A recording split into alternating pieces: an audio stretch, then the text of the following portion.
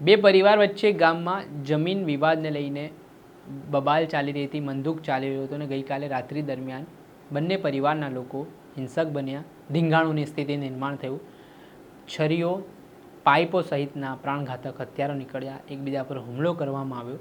આમાં ટોટલ 15 જેટલા આરોપીઓના નામ સામે આવ્યા છે. ઇજાગ્રસ્તોને હોસ્પિટલ ખસેડવામાં આવ્યા છે. શું સમગ્ર મામલો છે, વિગતે વાત કરીએ. વૈષ્ણવજન તો તેને કહીએ જે પીડ પરાઈ જાનાને રે. દર્શક મિત્રો, નવજીવન ન્યૂઝમાં આપનું સ્વાગત છે. હું છું ફૈઝાન.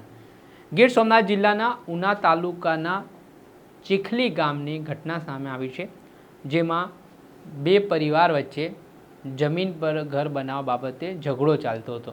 એક પરિવારનો એવો દાવો છે કે જમીન તેમની છે, તેમના ઉપર બીજા પરિવારના લોકો દ્વારા બળજબરીપૂર્વક ધાકધમકી આપી વગ વાપરીને ત્યાં ઘર ચણી દીધું.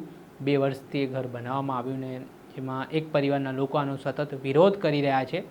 ત્યારે એક પરિવારના લોકો ગઈકાલે કેટલાક સભ્યો સોડા પીવા માટે ગયા હતા, ત્યારે આ બીજા પક્ષના લોકો દ્વારા તેમની સાથે ગાળાગાળી કરવામાં આવી, બોલાચાલી કરવામાં આવી. જોતમાં મામલો બીચક્યો ને બંને પક્ષના લોકો સામે આવી ગયા. બંને પક્ષ વચ્ચે હિંસક અથડામણ થઈ, ધીંગાણું સર્જાયું, જેમાં છરીઓ, પાઇપો સહિતના પ્રાણઘાતક હથિયારો વડે હુમલાઓ કરવામાં આવ્યા. આ ઘટનાના કારણે ચીખલી ગામમાં અજંપાભરી સ્થિતિનું નિર્માણ થયું હતું. કાયદો અને વ્યવસ્થાની સ્થિતિ કથળી હતી. આ ઘટનાની જાણકારી સ્થાનિક પોલીસને મળતા નવા બંદર મરીન પોલીસની ટીમ તાત્કાલિક ગામમાં પહોંચી. ત્યારબાદ તપાસના ધમધમાટની શરૂઆત કરવામાં આવી ને મકાન જે જમીન પર બનાવવામાં આવ્યું તેને લઈને વિવાદે ઉગ્ર સ્વરૂપ ધારણ કર્યું હતું. તે મામલે હવે પોલીસે બંને પક્ષે હત્યાનો પ્રયાસ, મારામારી, રાયોટિંગ સહિતની કલમો હેઠળ ગુનો દાખલ કરીને કાયદેસરની કાર્યવાહી કરી છે.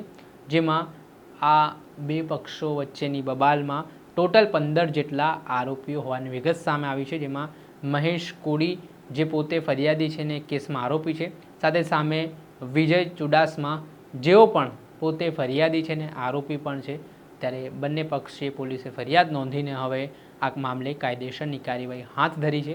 સમગ્ર ઘટનામાં એવું છે કે અમારા ગામમાં મહેશભાઈ કાનાભાઈ વંશ છે, એના આખો પરિવાર હતો, એ લોકોના કાકા કુટુંબના ને એના મિત્ર મંડળવાળા બધી. જમીન બાબતે અમારે સાલમાં 10.5 વીઘા જમીન છે, બરાબર. તો તેમાંથી અમારી પાસે 2.5 વીઘા જમીન છે ને એ લોકો એના ફરતી બધી કબજો કરેલો છે, મકાન એના બનાવી નાખેલા છે.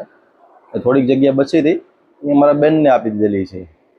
તો એમાંથી તે આ બધા છે મહેશ કાના ને એ બધા દારૂ બધી એના આદિ છે, ગાંજો ને એ બધી બહુ પીવે છે.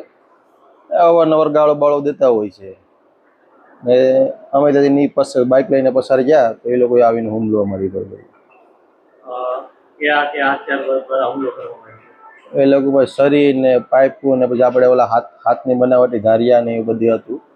અમારા ભાઈ છે એને 18-19% આવેલા છે, મને મારા બાપાને કંઈક 8-9% આવેલા છે. મને માથા ઉપર મારી દીધેલું છે, મારા મમ્મીને મારી દીધેલું છે, પછી એક અમારો ભાણેજ હતો એ લોકોને બધાને મારેલા છે. બીજાને માથા ઉપર જ ઈજા થઈ ગયેલી છે. મારા ભાઈને હાથમાં ને કમરમાં ને એવું વાગી ગયેલું છે. એને માથા ઉપર ઓલું થઈ ગયેલું છે. એને 18-19% આવેલા છે ને મને અત્યારે ઓલા કેન કરાવ્યું છે, એમાં બ્રેન હેમરેજ આવેલો છે. અંદાજે કેટલા લોકો દ્વારા હુમલો કરવામાં આવ્યો? અંદાજે એ લોકો 10 જણા હતા. આ બાબતને લઈને તમારી શું માંગ?